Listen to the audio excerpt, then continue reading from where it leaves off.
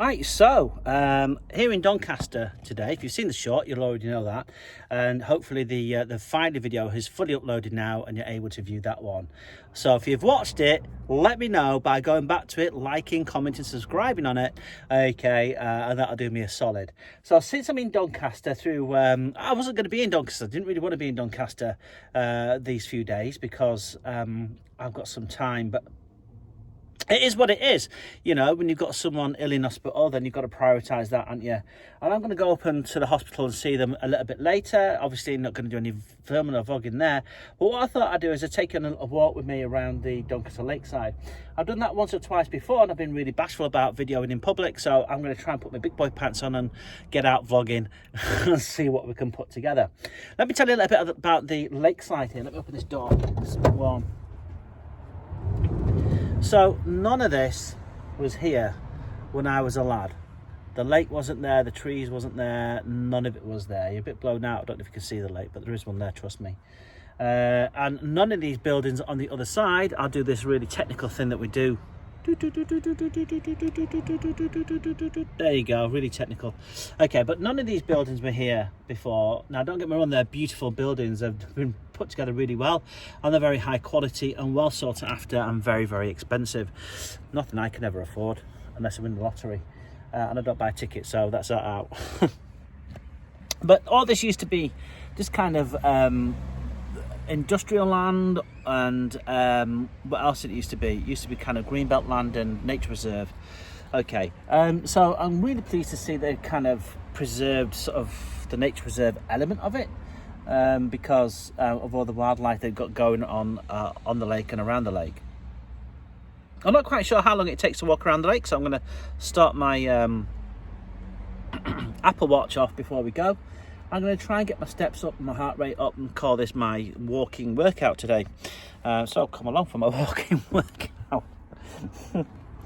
Oh God! Oh, my keys. Hang on. So it's quite a long walk around the lake. I'm not going to take you all the way around, film the whole thing, because that video will be far, far too long. It took me 3 days to upload the last one, so I'm not going to do that. So I'll stop every now and then, and I'll get the camera back out and do a bit of vlogging as we go. And as you can see, look at this, I'm vlogging in public. I've got my big boy pants on, right? Okay, right, I'll bring you back in a minute.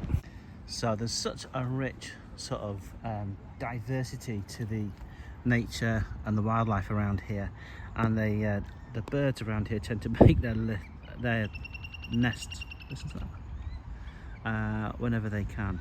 Or wherever they can, I should say. And yeah, I can't name all the birds and the ducks and the whatnot, but listen to this one down here. I think it's just a baby, and the water's quite clear too, as you can see. Go on, lad, what have you found? I think he's getting like pondweed or something from the bottom, isn't he? Or they, he, she, I don't know. And of course we've got loads and loads of swans down here as well. There's loads more down the other end. I'll show you those when we get to them.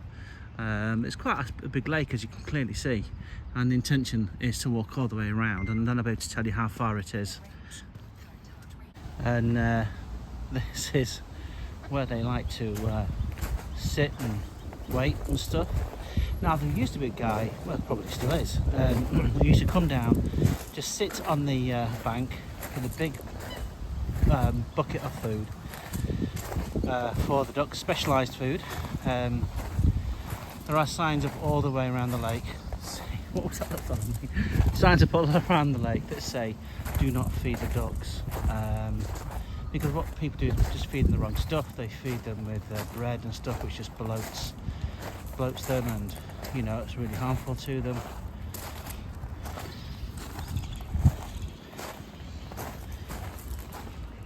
Oh, down there, look. I've gone bonkers down there. I don't know what for.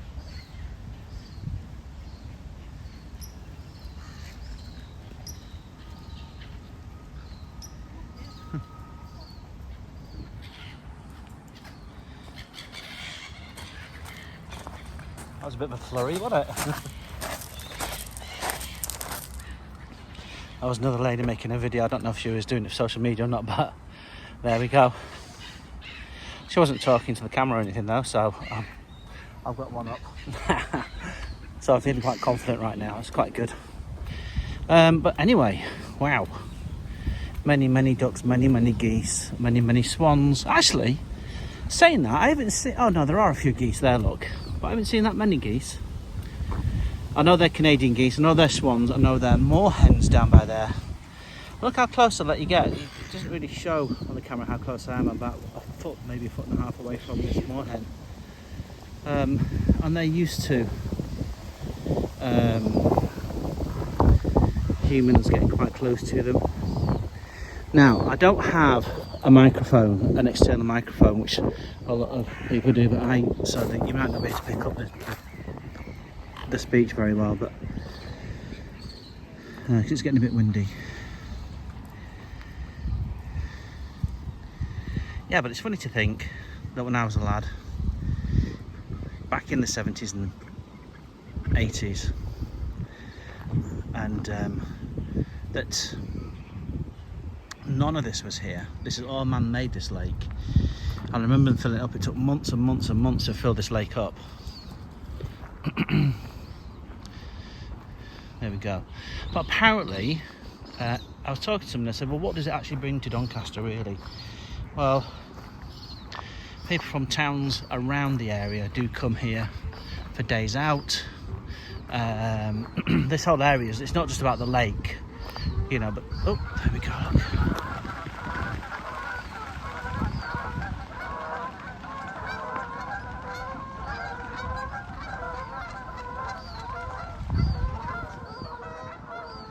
Wow.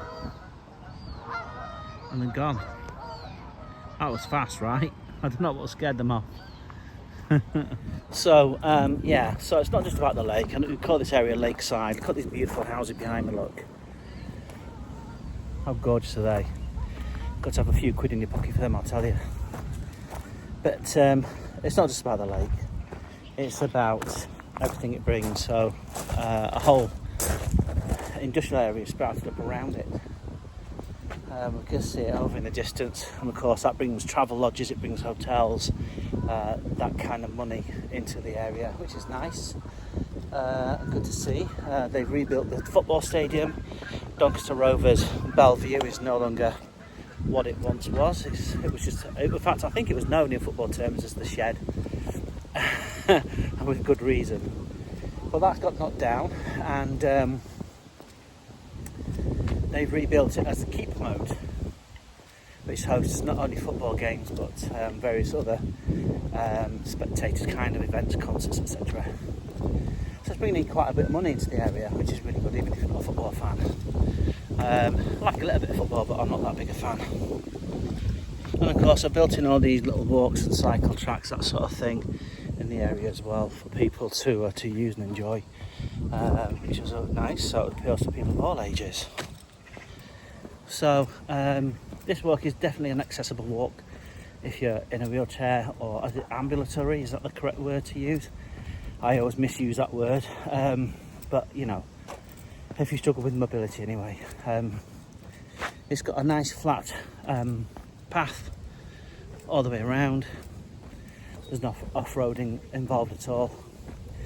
Benches all the way around the walk, so if you feel the need to take a rest or a breather, then there's plenty of them. Just there, and there, down there, and some sculptures as well to take a look at. Let's take a look at it down here. Now bear in mind we had what was called the Robin Hood Airport just down the road from Doncaster, which is a thing of great controversy for people in the local area. More about that maybe in this video or another video, who knows. I just wing it. I don't have an agenda to any of my videos. I'm just showing you around the lake today. And let me spin you around. So this is kind of just to mark the airport, I guess, flying south, it says down there, can't read it. Bit of a bird, don't supposed to be an eagle maybe, carrying some suitcases going away on his holiday. I wonder where he's going. So it's definitely somewhere worthwhile visiting, I think, if you're in Doncaster and you're thinking about, oh, what can I do, where can I go, you know. And this comes all the way around to the back of the Keepmoat Stadium. I'll spin you around this way. You can just see the floodlights up there. And they've got a ton of five-a-side football courts that people can rent out locally as well, if they want to get involved and play at the Keepmoat. I didn't know, but apparently they have a sports college here as well at the Keepmoat. What an appropriate place to have one. That's brilliant. So yeah, so as I said, this area down here has really helped to rejuvenate and, you know, bring some life back to Doncaster, I feel. Sort of hotels to choose from either. There's the Premier Inn there. Further up the road, there's the Travel Lodge. I believe that's a Beefeater. I don't think that's a hotel, it's just a Beefeater. And there's loads of restaurants over there as well in what we call the Lakeside retail area. So the retail area down there has got all the main street shops that you would expect. I'm going to go over there later, actually. I need a new pair of trainers. I'm going to go price some up before I actually buy any and see if I can get a good deal on some, because I'm a tight Yorkshireman, you know. I don't like to spend money where I don't need to. Oh, there's an information board here. I'll take a photograph and you should be able to get a map, I think, of something from that, and maybe you'll find that useful. You can see the water is pretty clean, although being in the city it is prone to being polluted and what have you. Yeah, so clean water but suffering some pollution from oh, look at this little cute one. He's just a baby, and I think that must be mum. They've got a really cool call, haven't they, the moorhens? This is quite symbolic of the crime rates in Doncaster. Look at all the cameras there. How many cameras can you get on one post? I don't know if it's what the council put up or if it's part of this business that's just here. Oops, that's better. That's just here. I don't know. As you go around, it tells you a little bits of information about where you are and what's going on. I think that's geared more towards the younger generation. To be quite honest, who knows? Maybe it's geared for visitors as well. You know, I've never scanned them, so I wouldn't actually know. I'm just making an assumption there, so we shouldn't do, should we? Sorry about that. But yeah, so we are less than halfway. It's deceptive when you look over here because we're actually parked just over there, so you think, oh, you've only got to walk this bit and you're back, so it's not very big. However, yeah, no, it goes off in a slightly different direction, being that this is a man-made infinite wisdom, and of course to be able to build in more waterside homes, that's really the truth behind it. It's all about money, right? They put in like a, I don't know, best to describe it, it looks a bit like a canal or a river, so to speak, but anyway, you can take a shortcut around this next part, and there's a way you can get up onto the main road and go over a bridge to miss that part if you want to cheat and do less steps and what have you. But I'm not going to do that. Let's go around the whole thing, shall we? Just behind, at the back of the Travel Lodge, you've got the Rustic Pizza Company as well as Subway, and they've got some billboards out, and I don't know about you, but my parents always told me if you have to ask, you can't afford. And of course we've got Jeremy Clarkson there. A little story about Jeremy Clarkson in a minute. Right, so Jeremy Clarkson is a Donny lad, right, born and bred, and that's quite cool. We don't have very many celebrities from Donny. Actually, we do have a few actually. So his parents are very much business entrepreneurs. They were the people that came up with the design for the teddy bear, Paddington Bear. Didn't write the story, they didn't come up with them originally, they just come up with the teddy bear. And it was designed and made in Doncaster. Now my mum, who I'm going to go and see later, used to work at the Paddington Bear factory. She used to stuff them and sew them. So as a young boy, we used to go along and see my mum at work and holidays, as you do, and we used to help stuff and sew these bears. Badly, we didn't do any sewing actually, we just stuffed them, put the fluff inside and helped out a little bit. And I was very young, I don't remember much about it, but apparently met Jeremy and his sister whilst doing this. I don't remember that. he's certainly not going to remember that. But yeah, on the very first Paddington Bears ever made, the prototypes were given by Jeremy's parents to Jeremy and his sister, who I can't remember her name, as gifts, and as far as I'm aware, they still have them to this day. So there you go, nice little story, right?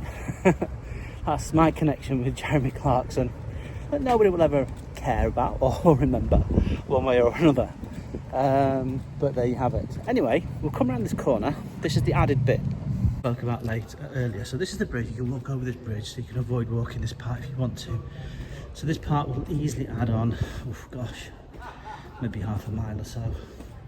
And it really was built just to accommodate additional waterfront properties, as you can see over by there and over by here.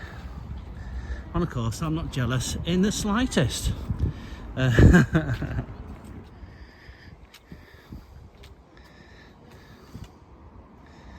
So right at the top of the added on bit now, and you can see right down the far end of the lake there. It's easily going to be about a mile or so from where I am right now. Didn't know Bon Jovi played here. Of course, there's the obligatory fountain. I think that's for practical purposes. Maybe oxygenates the water a little bit, I'm not quite sure. And we've got bridges galore all over the place here. Little island, I think, which I've just been on. And bridges down there. More swannies. Another bridge over there. Yeah, pretty nice, right? Imagine living there. The little island. There's a little plaque on this one. What's this one say? Is it for the RAF? I don't know. Airfield site circa 1944. Bridge over the railways. Oh, okay. So this used to be an airport site around 1944. That's a dedication. It's been here since 2011. This dedication to honour all aviators who flew from this site: Doncaster Municipal Airport, Royal Air Force, Doncaster Civilian Military, Air and Ground Crews in peace and war, 1934 to 1942. Yeah, the RAF have had a big presence in Doncaster, or did have a big presence in Doncaster for a very long time. In fact, they used to fly Vulcan bombers from here. It's one of the only places they could fly them from, because RAF Finningley, I should say, as it was once called, had the longest, or one of the longest airports in the country.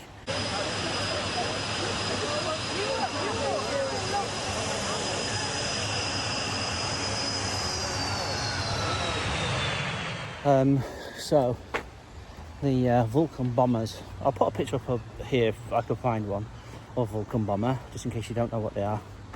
They're a very high altitude, very long range bomber with a very heavy payload that they can carry, and it was one of the only places they could take off and land.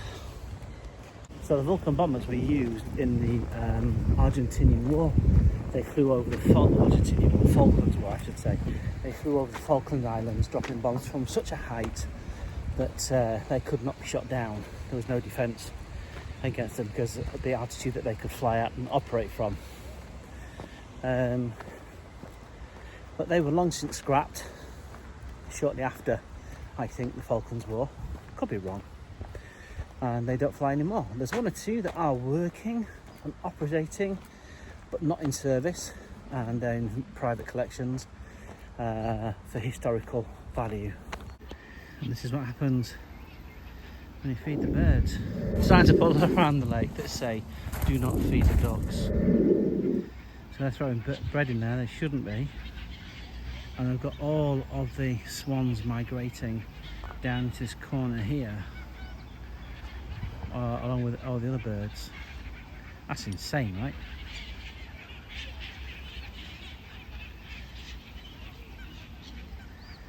Don't feed the birds, lady. How cool is this? There's more hens. I'm going to assume one is mum, one is dad, I don't know. And then they've got the little babies. Aww. How cute are those?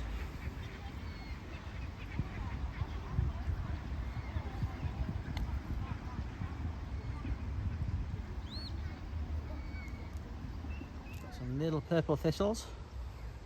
These are just tiny ones for our Scottish subscribers. Enjoy.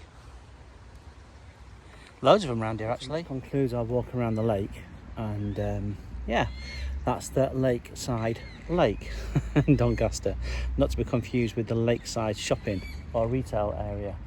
And aren't you proud? I've vlogged all the way around, well, almost anyway. And I'm parked just up here, so let's make our way back to where we started from. I just wanted to talk briefly about them security cameras. I stopped to talk to everybody. It took me forever to get around, but I stopped and spoke to a lady who was telling me that those cameras are fairly recent, last year or two, and they're there to heighten security. And that she also told me one of the reasons is because they do stock the pond with koi carp, and it answers the quandary about whether that fish was real or not. And I'll have put a picture in it somewhere. If not, I'll put it in here.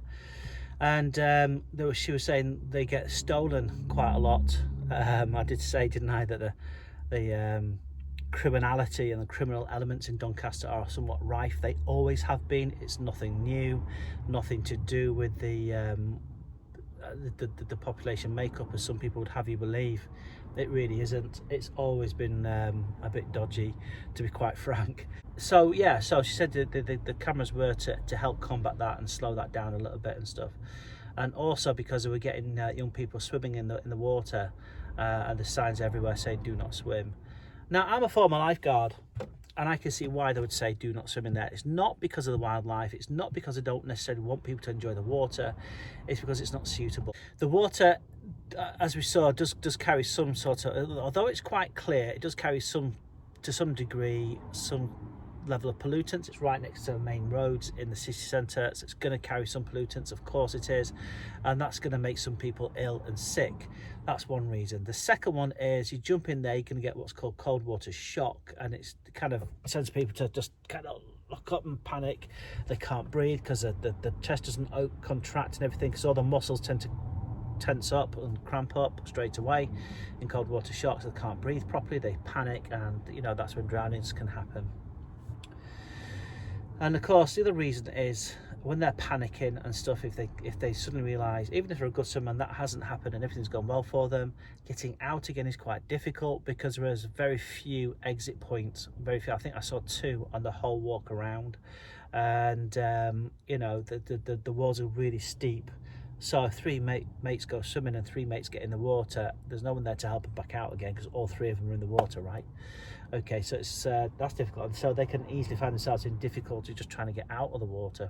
And of course there's all sorts of things at the bottom of that lake that you can't see. Remember, it's in a public place in the middle of the city, and we do have this criminality element who don't really care, and they throw all sorts in there. Do you know what I mean? And you know, if you're going in there, if you've taken your socks and shoes off, then you're going to end up, you could potentially end up with a really serious and nasty injury from stepping on something that you didn't really want to step on, if that makes sense. So stay out of the water, boys and girls. It's not safe. Okay, is my advice based on many years of lifeguarding.